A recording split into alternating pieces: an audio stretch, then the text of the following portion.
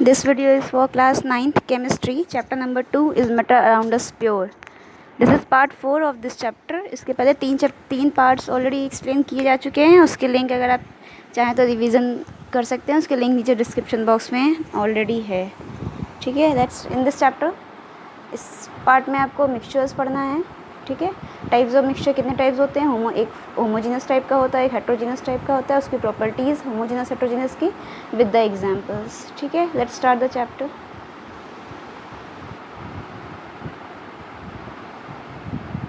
जैसा कि चैप्टर के स्टार्टिंग में आपको बताया गया था, मैटर होते हैं बेसिकली टू पार्ट्स में डिवाइडेड होते हैं, pure substances and impure substances. Pure substance elements or compounds में डिवाइड होते हैं. एलिमेंट फिर से metal, non metal and metalloids में डिवाइडेड रहते हैं. Compounds organic compound and inorganic compounds. सारी चीज़ें ऑलरेडी आपको बताई जा चुकी हैं. वीडियोज़ के लिंक नीचे दिए गए हैं, आप रिवाइज कर लीजिएगा चाहें तो. फिलहाल आपको यहाँ आज ये बताना है इम्प्योर सब्सटेंसेस. बेसिकली ये टू पार्ट में डिवाइडेड होता है, होमोजीनस मिक्सचर्स या हेट्रोजीनस मिक्सचर. ठीक है. Homogeneous mixtures and heterogeneous mixture. Homogeneous को ट्रू सॉल्यूशन कहा जाता है. याद रखिएगा, अगर आपको ट्रू सॉल्यूशन पूछा जाए या होमोजीनस पूछा जाए, both are the same thing. ठीक है. फिलहाल और आगे वो हेट्रोजीनस डिवाइडेड होते हैं कोलॉइड्स में और सस्पेंशन में. फिलहाल आज की क्लास में खाली आपको these two terms are going to be cleared.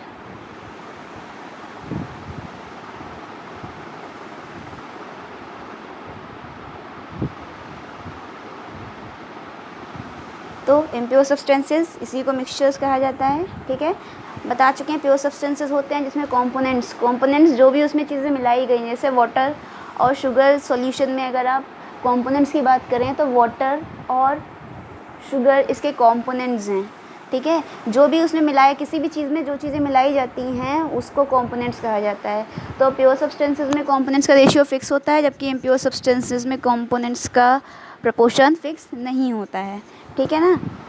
तो यहाँ पे इम्प्योर सब्सटेंसेस को ही मिक्सचर्स कहा जाता है. Both are the same thing.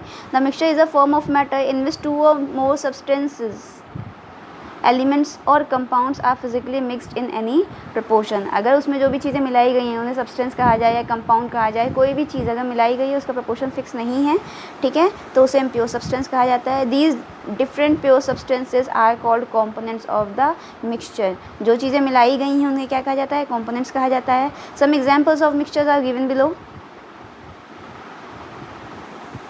Examples की बात करें तो air is the example of mixture. क्योंकि देखिए, एरिया टू एरिया, अगर कहीं पोल्यूशन कहीं सड़क वगैरह होगी, कहीं ज़्यादा ट्रैफिक होगा तो वहाँ पे धुआं ज़्यादा होगा, डस्ट है ना, स्मोक, कार्बन डाइऑक्साइड, वो प्रपोर्शन ज़्यादा होगा. ऑक्सीजन वगैरह का प्रपोर्शन कम होगा. फॉरेस्ट में अगर आप चले जाएँ तो वहाँ पे ऑक्सीजन की क्वांटिटी बहुत हाई रहेगी. ठीक है. कार्बन डाइऑक्साइड की थोड़ी सी कम रहेगी, क्योंकि वहाँ पे सारी फिल्ट्रेशन कर रहे हैं प्लांट्स. ठीक है. तो इसी चीज़, तो वहाँ प्रपोर्शन तो यूनिवर्सल तो है नहीं. यूनिवर्सल जिसका प्रपोर्शन फिक्स है वो प्योर सब्सटेंसेस है, और यूनिवर्सली जिसका प्रपोर्शन फिक्स नहीं है वो इम्प्योर सब्सटेंसेस है. इम्प्योर सब्सटेंस को ही मिक्सचर कहा जाता है. तो air is an example of mixture. ठीक है. इसमें oxygen, nitrogen, argon, carbon dioxide, water vapour, these all are the components of the air. ठीक है. अगर कोई मिक्सचर पूछे तो एयर मिक्सचर कहा जाएगा, और बाकी की ये सारी चीज़ें इसकी कंपोनेंट्स हैं जो एयर में मिली हुई हैं. Gun powder is an example of mixtures. यहाँ पे पोटेशियम नाइट्रेट, सल्फर और चारकोल, ये कंपोनेंट्स हैं गन पाउडर के. ठीक है. Alloy are the substances. जब दो या दो से ज़्यादा मेटल्स को मिला करके एक नया कोई टाइप का मेटल बनाया जाता है तो उसे एलॉय कहा जाता है. ठीक है. तो मेटल भी क्या है, मिक्सचर है, क्योंकि उसमें प्रपोर्शन थोड़ा बहुत कम ज़्यादा हो सकता है. एक वैसे फिक्स रहता है, लेकिन हाँ, कभी कभी कुछ एलॉयज़ हैं जो प्रपोर्शन उनका फिक्स हो सकता है, लेकिन ये होमोजीनस होते हैं. मतलब दो एलॉय मिक्स होने के बाद पता नहीं चलेगा कौन कौन से कॉम्पोनेंट इसमें मिले हुए हैं. ऑल अवर बॉडी फ्लूइड्स क्या होता है, जब आपको मेटल फर्स्ट चैप्टर पढ़ा रहे थे तो fluids means fluids can flow. जो भी चीज़ें फ्लो हो सकती हैं वो फ्लूइड्स होती हैं, है ना. मैटर में जैसे आप ले रहे लिक्विड एंड गैस. ठीक है. लिक्विड और गैस क्या है, फ्लूइड्स हैं. क्यों? क्योंकि ये ब्लो होते हैं, इनके पार्टिकल्स ऑटोमेटिकली मूव हो सकते हैं, जबकि सॉलिड के पार्टिकल्स मूव नहीं हो सकते. तो फ्लूइड्स का एग्जाम्पल नहीं है. ठीक है. तो हमारी बॉडी में जितनी भी चीज़ें हैं, या तो मोस्टली जो चीज़ें हैं वो लिक्विड फॉर्म में है या गैशियस फॉर्म में है। बोन्स हमारी सॉलिड स्टेट में है, ठीक है। ब्लड है, प्लाज्मा है, सेल, ठीक है, ये सारे या तो लिक्विड है, बाकी गैसेस तो डिजोल्व है ही उसमें। तो हमारी बॉडी के जितने भी फ्लूइड्स हैं, ठीक है, जैसे ब्लड की बात किया जाए तो वो मिक्सचर है किसका, ब्लड कार्पसल्स का, आरबीसी, डब्ल्यूबीसी, प्लाज्मा, प्लेटलेट्स, है ना, और सेरम का। सेरम इज़ अ लिक्विड, ठीक है, जो हमारे ब्लड में होता है। इसके बाद किया जाए इंक का। Ink is a mixture of chemical या पिगमेंट्स। कोई भी चीज़ जो कलर देते हैं उन्हें पिगमेंट्स कहा जाता है। क्लोरोफिल इज़ अ पिगमेंट, पढ़ा है ना, क्लोरोफिल एक पिगमेंट है ग्रीन कलर का जो प्लांट्स को ग्रीन कलर देता है। तो कोई pigment is the basic word which is used for the colours, ठीक है।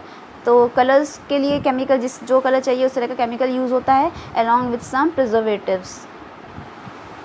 आगे आते हैं टाइप्स ऑफ मिक्सचर में। बेसिकली 2 टाइप्स के होते हैं, होमोजीनस एंड हेट्रोजीनस, ठीक है। फर्स्ट यहाँ होमोजीनस की बात करते हैं। In homogeneous mixture we can not differentiate between the 2 components as they are completely mixed with one another.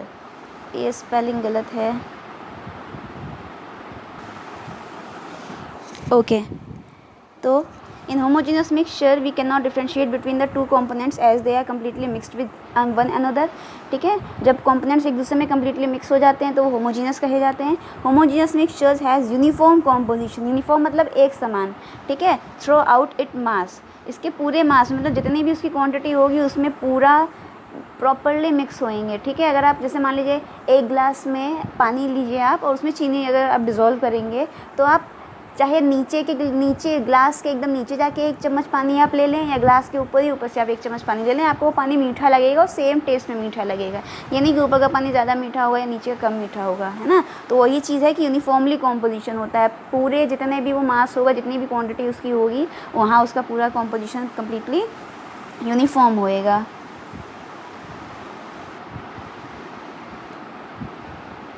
Example की बात किया जाए तो aqueous solution. Aqueous means aqua. Aqua is the word use for the water, ठीक है।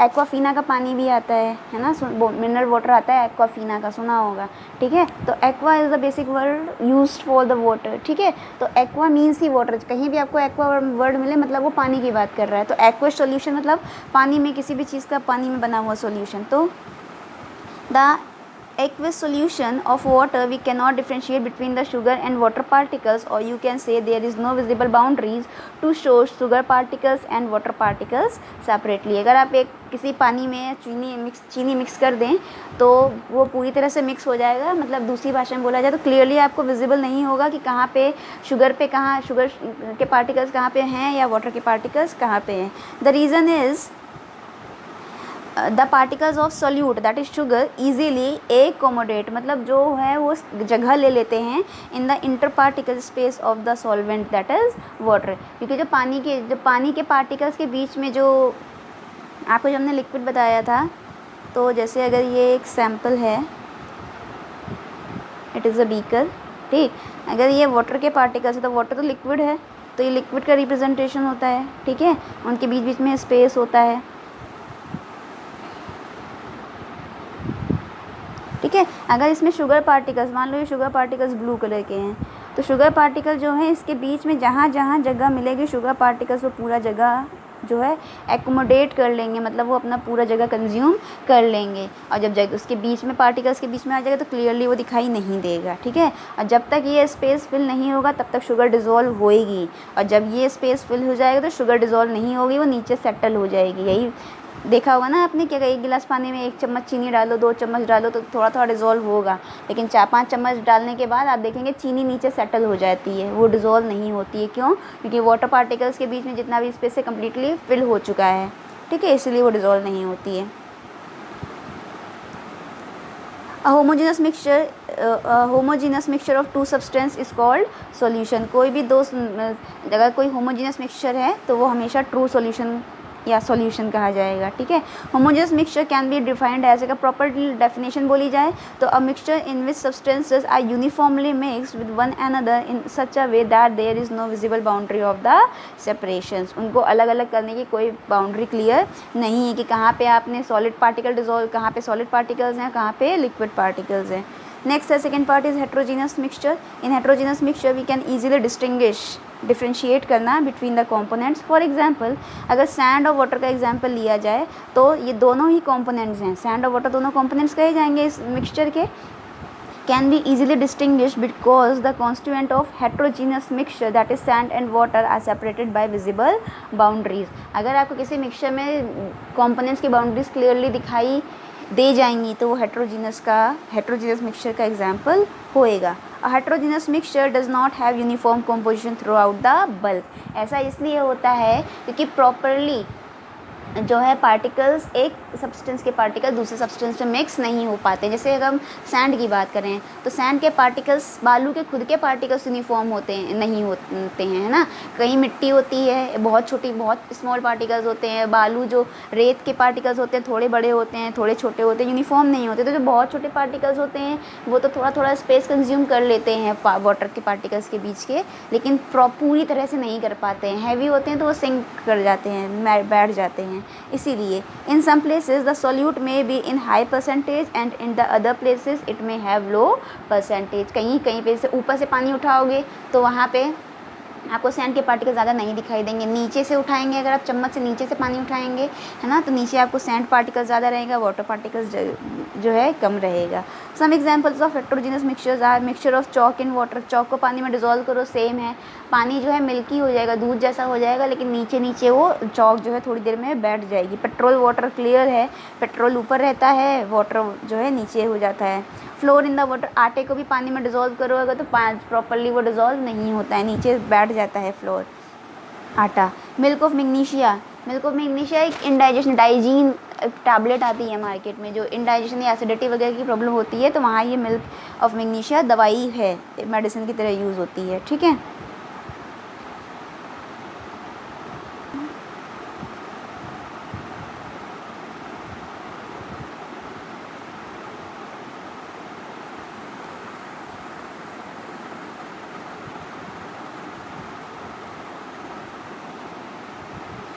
Differences between homogeneous mixtures and heterogeneous mixtures. ठीक है, यहाँ पे पैरामीटर्स हैं, पैरामीटर्स को आप प्रॉपर्टीज़ भी कह सकते हैं, एक ही बात है। ठीक है, प्रॉपर्टीज़ या पैरामीटर्स एक ही बात होती है। ठीक है, होमोजीनियस मिक्सचर कॉलम है, ये हेट्रोजीनियस मिक्सचर कॉलम। कॉम्पोजिशन बनावट की बात किया जाए तो mixture with uniform composition, homogeneous mixture में यूनिफॉर्म मिक्स होते हैं। ठीक है, एक समान से मिक्स होता है, जबकि हेट्रोजीनियस में नॉन यूनिफॉर्म कॉम्पोजिशन होता है। बाउंड्रीज़ की बात की जाए तो exist in one phase, no boundary between components, पूरा एक समान होता है, बीच में कोई बाउंड्री दिखाई नहीं देती, जबकि यहाँ पे एग्जिस्ट इन डिस्टिंक्ट फेजेस, मतलब अलग अलग हिस्से आपको दिखाई देंगे जिसमें आपको बाउंड्रीज क्लियरली सीन होगी। फिजिकल स्टेट की बात किया जाए तो सॉलिड स्टेट में एलॉयज एग्जाम्पल हैं, लिक्विड स्टेट में वाटर एंड एल्कोहल एग्जाम्पल है, गैसियस स्टेट का एयर एग्जाम्पल है होमोजीनियस मिक्सचर्स में। हेट्रोजीनियस की बात किया जाए तो सॉलिड में आपका जेमस्टोन मतलब जो ये नग वगैरह होते हैं ना, इनको बोला जाता है। ठीक है, लिक्विड स्टेट में मिल्क की ज़्यादा एग्जाम्पल एंड गैसियस स्टेट में एयर विद डस्ट पार्टिकल्स, जहाँ पे पोल्यूशन ज़्यादा होगा वहाँ डस्ट पार्टिकल ज़्यादा होंगे, है ना, जहाँ पे पोल्यूशन कम होगा वहाँ डस्ट पार्टिकल्स कम होंगे। ठीक है, तो आई होप ये आज का टॉपिक क्लियर हो गया होगा। इम्प्योर सब्सटेंसेस आपका क्लियर है, बस only one thing is left, that is heterogeneous mixture को आपको सॉलिड और सस्पेंशन के बारे में बताना है। ठीक है, नेक्स्ट क्लास में वो भी हो जाएगा।